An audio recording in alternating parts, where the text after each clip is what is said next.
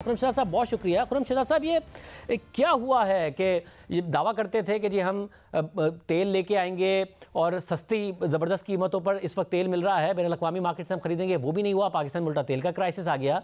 Premium के साथ भी जब $2.5-3 की LNG मिल रही थी तो $4.5-5 की पाकिस्तान को मिल रही थी, उस वक्त नहीं ली गई। क्या हुआ है कि लॉन्ग टर्म डील्स कर सकते थे, नहीं की? कहाँ गलती हुई है? जी बिल्कुल शाहजेब, मेरे ख्याल में काफ़ी सही असेसमेंट है कि हमने डेफिनेटली बोट मिस की है और हमने 2 काउंट्स पे बोट मिस की है। देखिए, नॉर्मली जो है फॉरवर्ड्स एंड फ्यूचर्स अवेलेबल होते हैं और हमेशा जो है वो प्रीमियम्स पे ज़्यादा अवेलेबल होते हैं। यानी कि अगर आपकी फ्यूचर डिमांड ज़्यादा है और करंट डिमांड कम है तो नेचुरली आपको जो भी प्राइस मिलेगी वो एक प्रीमियम पे मिलेगी, क्योंकि वो उस रिस्क को आपको हेज करके दे रहे होते हैं। दूसरी बात ये है कि हमें एक लाइफ टाइम अपॉर्चुनिटी मिली थी कोविड की वजह से, जिसकी वजह से जो ऑयल है वो एक्चुअली जो जिस पे हम स्लोप, जिस LNG का स्लोप जिस पे डिटरमिन होता है वो बहुत नीचे आ गया था और वो हमें कैपिटलाइज नेचुरली करना चाहिए था। 2 काउंट्स पे हमने मुझे लगता है कि सही से कैपिटलाइज नहीं कर सके। एक तो लाइफ टाइम अपॉर्चुनिटी कोविड ने दी हमें, जो कि डेड लो प्राइसेस थी ऑयल की, और उसके अलावा हमने नॉर्मल जो फ्लो है प्रोक्योरमेंट का वो भी हम उस हिसाब से नहीं कर सके। अच्छा, मैं आपको इसके इम्पैक्ट्स बताता हूँ और हमारे जो हमसाया ममालिक हैं उसने इस पर कैपिटलाइज किया।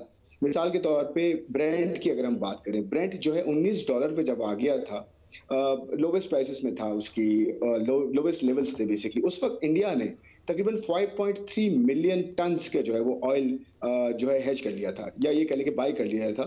और उस वक्त उसको जो $19 पर बैरल पे मिला और जो उसको फायदा हुआ वो तकरीबन कोई $70 करोड़ का फायदा हुआ। यानी कि $60 पर बैरल की प्राइस से नीचे आके 19 बैरल पर प्राइस पर बैरल जो है वो उनको मिल जाए तो नेचुरली उससे जो है बहुत बड़ा फायदा उनका हुआ।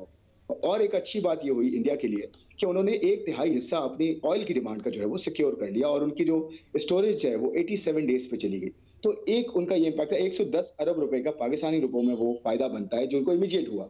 और हम अगर ये कर लेते, हमारी जो है जो पॉलिसी मेकर्स हैं वो ये कर रहे थे कि ऑयल को वो हेज करने की बात कर रहे थे। 15 मिलियन बैरल्स की बात हो रही थी पहले एक कॉन्ट्रैक्ट की। अगर वो कर लेते तो एक रफ एस्टिमेट के हिसाब से तकरीबन 2 अरब रुपए पर मंथ इस वक्त हमें बच रहा होता, सारी कॉस्ट मिला के भी। एक रफ एस्टिमेट के हिसाब से 2 अरब रुपए।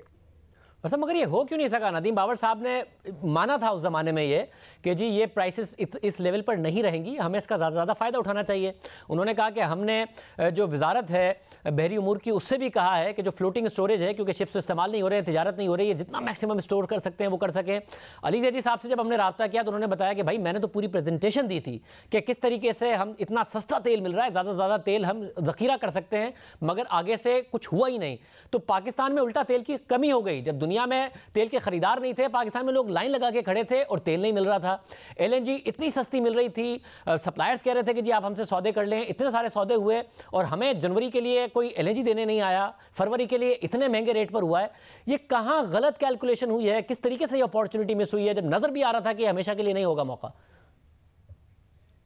देखिए, ये बड़ा इंपॉर्टेंट पॉइंट है। इसमें 2 इसके एस्पेक्ट्स है। एक तो ये कि हमने एक डिसीजन हमारा जो मिस कैलकुलेट हुआ वो ये था कि हमने इंपोर्ट पे बैन लगा दिया था। और आपको पता है जब प्राइसेस किसी कमोडिटी की बहुत नीचे चली जाएं और हम नेट इंपोर्टर्स में से हों और हमारा ऑयल का बिल तकरीबन जो है, एनर्जी का बिल तकरीबन 1/4 1/3 हिस्सा हो पूरे इंपोर्ट बिल का, तो उस वक्त हमने शायद डिसीजन हमसे मिस कैलकुलेट हुआ कि हमने उस वक्त इंपोर्ट पे बैन लगाया, जिसकी वजह से हम एक क्वांटिटी इंपोर्ट नहीं कर सके या जो भी हमारी OMCs है या रिफाइनरीज है वो नहीं कर सके। एक तो ये मिसकैलकुलेशन हुई। दूसरी बात ये थी कि हम जो डिलेड प्रोक्योरमेंट करते आए हैं उस पर बड़ा इंपैक्ट पड़ा है हमारा, क्योंकि एक अपॉर्चुनिटी कॉस्ट का एक कॉन्सेप्ट होता है कि आज अगर आपको कोई सस्ती चीज मिल रही है, आपने टाइमली डिसीजन नहीं लिया तो नेचुरली 3 महीने 4 महीने बाद आपको पता है कि मेरी डिमांड ऊपर जाएगी, क्योंकि गैस डिमांड शायद पाकिस्तान में 2 से 3 ट्रिलियन क्यूबिक फीट जो है वो हर साल होती है। यानी कि टोटल अगर डिमांड आपकी, टोटल सप्लाई आपकी 5 ट्रिलियन क्यूबिक फीट है और 8 ट्रिलियन क्यूबिक फीट की डिमांड है, तो नेचुरली 3 ट्रिलियन क्यूबिक फीट का आप डेफिसिट रन कर रहे हैं जो कि LNG से पूरा होना है। तीसरा एक बड़ा पॉइंट ये था कि हमारी इकोनॉमी जल्दी खुल गई थी। जब हमारी इकोनॉमी जल्दी खुल गई तो ये प्लानिंग हमें जल्दी करनी चाहिए थी। जून जुलाई अगस्त में हमारी इकोनॉमी जो है वो फुल फ्लेज हो गई थी, तकरीबन अगस्त तक हो गई थी। तो हमें ये करना चाहिए था कि हमारी इकोनॉमी दूसरों से पहले खुल गई हमारी डिमांड विंटर में बढ़ने वाली एक non factor to certain extent है, और तीसरा प्राइसेस हमें कम मिल रही है। तो ये तीनों चीजों को अगर मिला के प्लान को जरा सा हम स्पीड अप करते तो आज हमारी प्राइसेस कम होती, नेचुरली हमें सप्लाई बेटर मिल रही होती, और पिछले साल के मुकाबले में इस साल जो है प्राइसिंग में बहुत फर्क आता है, हमें फायदा होता है।